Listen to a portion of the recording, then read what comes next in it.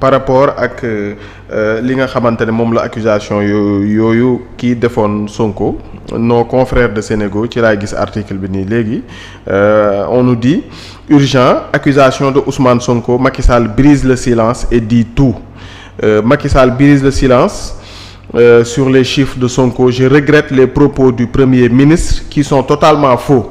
loolu mooy les ay kàddu Macky Sall nee na enfin l'ex-président de la République du Sénégal brise le silence sur les questions de l'heure. Macky Sall, puisque c'est de lui qu'il s'agit, s'est prononcé sur la conférence de presse du gouvernement où il a été accusé d'avoir falsifié des chiffres de la dette et du déficit budgétaire. Dans une interview avec Bloomberg TV, le prédécesseur de Bassirou Diomaye Faye dément les accusations du Premier ministre Ousmane Sonko. Sa réplique a été très attendue des Sénégalais. Il l'a enfin fait. Je regrette les propos du Premier ministre qui sont totalement faux et qui ont conduit à une dégradation de la note du Sénégal, a déclaré Macky Sall dans une interview accordée lundi à Bloomberg TV à Londres. Il ne faut pas se mettre dans la tête que l'on peut se développer sans dette. Ce n'est pas possible, a-t-il dit. Il ne faut pas confondre emprunter pour financer le développement et parler de surendettement, renchérit-il. J'ai quitté un pays où les indicateurs étaient au vert et a déclaré Macky Sall, les résultats des investissements de mon administration sont tellement visibles qu'il ne devrait même pas y avoir de débat, conclut Macky Sall. lii mooy les paroles de Macky Sall ci interview boo xamante ne joxe na ko démb foofule ca Bloomberg TV. moom mii di Macky Sall nag yéey na yàbbi ci conférence de presse bi nga xamante ne moom la Ousmane Sonko ak gouvernement bi amaloon pour wax ak jëmale wala biral li nga xamante ne def nañ ko ci ay recherche pour wax ne dette bi chiffres yi nga xamante ne moom la gouvernement Macky Sall bi doon joxe c'est pas les bons chiffres, dañ ko doon falsifier ak a nëbb lañ doon présenter organisme yi c'était totalement faux. moom mii di Macky Sall nag nee na li Ousmane Sonko wax dara nekku ci noonu. waaw nee na moom bi mu fiy jógee dëkk bu jaar yoon la fi bàyyi bi mu fiy jógee tamit lépp loo xamante ne def nañu ko ci ay investissement war na ko gis nee na tamit bu ñu jaawale lépp pour investir wala surendettement bu ñu jaawale yooyu moom daal bu ñu mënee wax mooy Macky Sall weddi na ay kàddu yi kii di Ousmane Sonko cuun. waaw bu nekk loon Bloomberg day du ma ci wax. mais Bloomberg moom. ñu sérieux lañ. bi ma leen commencé suivre ba léegi musuma dégg ñu wax benn interview moomale ko nit ba pare mu nekk fake. bu dee Bloomberg moo bind loolu ci wàllum économie moom. mën nga leen dénk sa nopp bi. léegi nag l'information n'est pas fausse maintenant le contenu de l'information est discutable. mooy lu Macky Sall wax c'est dafa répondre dafa tontu li premier ministre wax Ousmane Sonko ak le ministre Abdourahmane Sarr li mu wax ci situation des finances publiques. alors Michel Barnier premier ministre bu France bu muy def déclaration de politique générale temps yi mooy yëngal France Michel Barnier boobu dafa wax ci kanamu français yi yëpp que ne danoo chiffres yi nga xamante ni lañ ñuy jox bokkul ak lii réalité bi c'est-à-dire tey chiffre bu ñu manipuler ci état nekkul lu ñuy wax rek ñëpp di tiit. pour ñi xam. donc état yu bëri dañuy falsifier ay chiffres. Congo bii Brazzaville da ko dóor maanaam dafa dóor ay chiffres am. taaral mbir mi ba jekk-jekkal ba gën a am taar ci bitim réew. loolu lañ ciy jublu. Argentine def na ko di jekk-jekkal ba FMI gën koo wóolu ba mu gën a am confiance ñi nga xam ne mooy les institutions financières internationales li mais danger bi mooy boo falsifier chiffre danger bi mooy loolu nga bëgg ci biti wala ñu la koy xoolee si contraire bi lay nekk si réew boo jaayee ne da nga am image bu baax maanaam économie bu dëgër. am nga taux de croissance am nga benn signature économie bu baax parce que mën nga leb. alors que sénégalais yi ñoom mënuñu lekk matin mënuñu lekk midi mënuñ lekk soir. le Sénégalais bi maanaam mun na xëy toute la journée du am 1000 francs wala buy liggéey bu 10 lay liggéey du am 1000 francs wala ñoo xamante ni mën nañ toog 1 mois duñ laal 25000. Après nga dem jaay sa image ne oui chez moi vraiment l'économie ça va les Sénégalais mangent bien ils boivent bien d'ailleurs il y a tout le monde travaille wala xaw ma lan et cetera. léegi loolu conséquence bi loolu la maintenant man j'aime bien ce débat qu'on mu pose au Sénégal.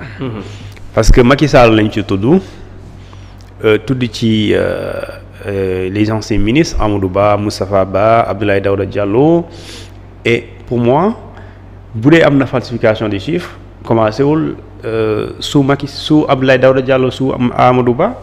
mënul commencer sous également Moustapha Ba parce qu'il y a eu combien de ministres des finances ou du budget avant ñii nii ñooñu suuf chiffres yu ñu joxe ils se sont appuyés sur des chiffres antérieurs question bi ngay poser sont-ils faux ou falsifiés ou sont-ils vrais. Est-ce que vrai chiffre la parce que état bi doon def loolu on a pris des chiffres yoo xamante ni Abdoulaye Daouda Diallo Amadou Ba était premier ministre des finances ban période après moom am na ñu fi nekkoon avant moom am na ñu fi nekkoon te ñu doon defar documents yooyu ci dans le trésor dans le budget dans les finances publiques du Sénégal ñi ko doon def ce sont les mêmes personnes quand je dis ce sont les mêmes personnes ce sont les mêmes techniciens. li fi changé rek mooy ministre bi day jóg waaye su demee techniciens yi des ministères ñoom dañu fay des ñoom ñooy defar lu ñu tuddee ces chiffres là présente ko ministère des finances bu dee day dem bitim réew mu dem jaay ko. d'accord boo koy jaay ñun nga xam ne ñoo lay lebal ñu basé aussi pour ne la lebal nañ la comme FMI ñu ne la lebal nañ la d'accord gis nañ ne vraiment yow mii bëgg nga ñu lebal waaye gis naa ne mën nga fay. parce que comme on parlait de caution mais. institution internationale bu lay lebal da koy leer na am nga garantie de paiement. Garantie de remboursement le Sénégal déjà bu dee jigéen la jamono ji yaa ngi fi sa taar fu mu toll am nga pétrole kon ñoom njort na ne ala kulli aal di nga fay mën nga fay parce que am nga exploitation du pétrole te ñu ngi nit ñi nekk ci commercialisation du pétrole jamono ji ñëpp ko soxla. donc yow même bu ñu la lebaloon lu ñuy lebal lu ñu ëpp doole ci àdduna bi gëm nañ ne mën nga ko fay. léegi nag loolu ça dépend ci. et Macky Sall il a évoqué ci li nga lire mooy bu ñuy jaawalee dette ak surendettement. parce que surendettement mooy nga dépassé limite bi nga xamante ni moom nga waroon am ñu may la ko wala xel mën ko nangu ci leb mais dette bi mooy par exemple yaa ngi dem outil. léegi loolu nga leb ñu tuddee ko l'endettement soo ko indee mu ngi nii ci table bi et après tu en fais quoi loolu mooy la pertinence de la dette. am nga $1 milliard ñu lebal la ko waaw léegi soo ko indee Sénégal qu'est-ce que tu fais de ces $1 milliard léegi mu tuddal la moom lu ñuy tuddee sama réalisation yi mag kenn du sikki sàkk Macky Sall def na fi lu rëy. parce que loolu il faut le dire il a fait de gros chantiers par exemple le stade Abdoulaye Wade. le BRT le TER. ak lu ñu tuddee le kii bi l'omnisport le centre omnisport bu nekk Diamniadio et cetera ay routes yu mu tabax par exemple boo dee avec le plan PUDC ñaata village la ñu électrifié ñaata également yoon nañu defar maintenant lu coût bi mooy. léegi yow tey par exemple ñu ne la def nañ ci au moins 800 milliards waaye 800 milliards tey ci loo xamante ni lu ci ëpp da nga koo lebi pour nga mën ko defar léegi pour fay ko fooy jëlee xaalis boobu. léegi nga defar nga BRT ñu ne la au moins lu toll ci 350 milliards dem na ci. BRT kenn du wax ne baaxul c'est très bien en termes de mobilité urbaine il y a pas meilleur moyen de transport. mais ñaata la dikkee da nga ci injecté des centaines de milliards le stade Abdoulaye Wade nga def ci au moins 150 milliards mais 150 milliards pour construire un stade il est bien beau mais est-ce que montant bi nga dugal ci stade boobu.